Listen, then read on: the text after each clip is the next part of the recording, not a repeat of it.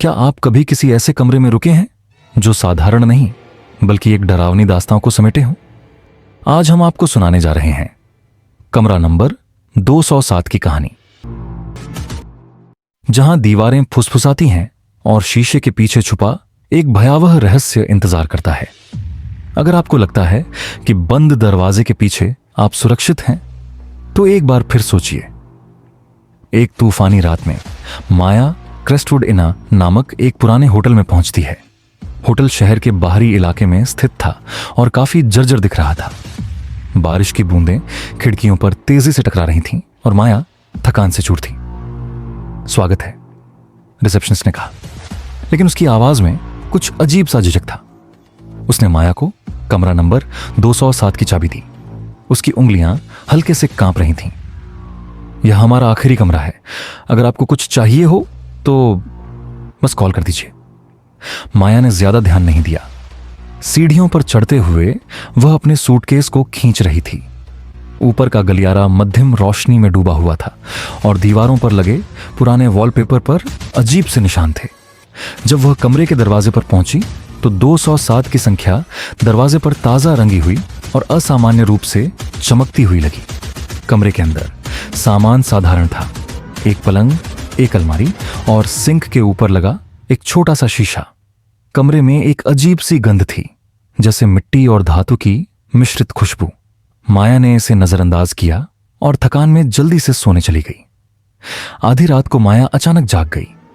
कमरे में हल्की टप टप टप की आवाज गूंज रही थी। नींद में झूमती हुई उसने आवाज की ओर ध्यान दिया।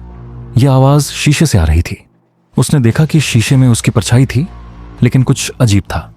उसकी परछाई पलक झपक रही थी, लेकिन माया ने अपनी पलकें झपकाई ही नहीं थीं।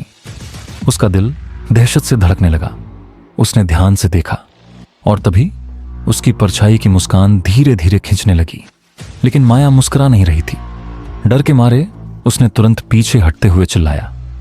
तभी शीशे से एक हाथ निकला, फीका, लंबी उंगलियों वाला, और उससे काले रंग की तरल बूंदें टपक रही थीं। माया के पैर लड़खड़ा गए। उसने लैंप गिरा दिया, जिससे पूरा कमरा अंधेरे में डूब गया। हड़बड़ाकर उसने दरवाजा खोला और गलियारे में भागी, लेकिन गलियारा अब पहले जैसा नहीं था। वह लंबा और अनंत सा दिख रहा था। दीवारों का वॉलपेपर हटने लगा था और उसके नीचे मांसपेशियों जैसे सतहें दिख रही थीं, जो हल्की हल्की हरकत कर रही थीं। फुसफुसाहटें गूंजने लगीं। माया, तुम्हें यहां नहीं आना चाहिए था।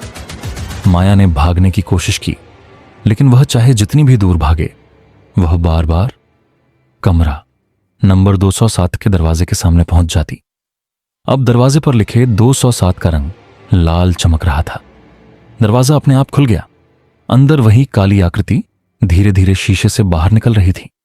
उसकी पीली चमकती हुई आंखें माया की ओर देख रही थीं। डर के मारे माया ने मदद के लिए चिल्लाना शुरू किया, लेकिन उसकी आवाज उस गलियारे में खो जाती थी। फुसफुसाहटें अब तेज हंसी में बदल गई थीं।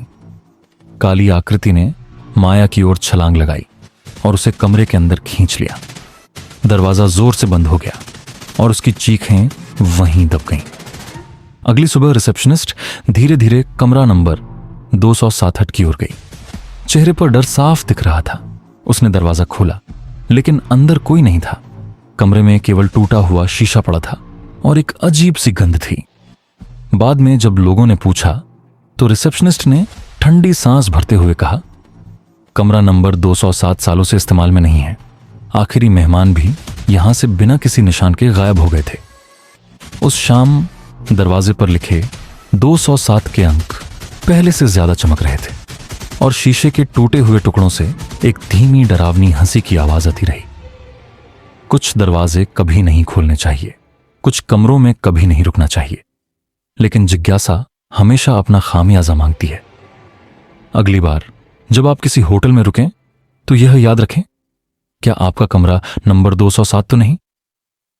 अगर आपको यह कहानी पसंद आई हो और आप ऐसी और भी रहस्यमयी और डरावनी कहानियां सुनना चाहते हैं तो हमारे चैनल को सब्सक्राइब करें और हां, घंटी का बटन दबाना न भूलें ताकि हर नई कहानी की सूचना सबसे पहले आप तक पहुंचे। धन्यवाद।